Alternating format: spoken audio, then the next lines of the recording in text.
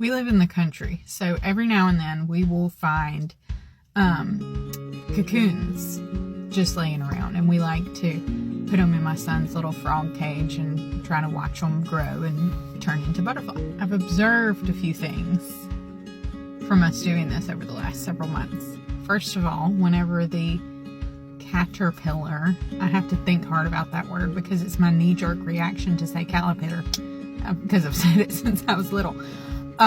When the insect is getting ready to cocoon, they kind of like stop eating and they just veg out for a minute, and then they'll either spin a cocoon or they'll shed their skin, or the skin will harden around them as they begin the process of turning into a butterfly or a moth.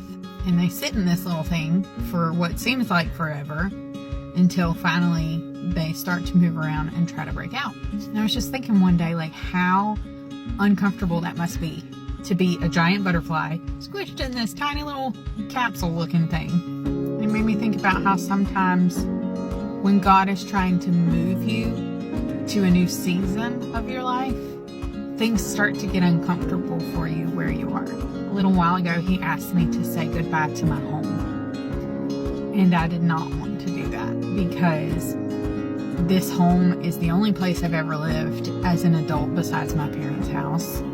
It was where I brought both of my kids home from the hospital. It's where my favorite dog is buried. We live on family land.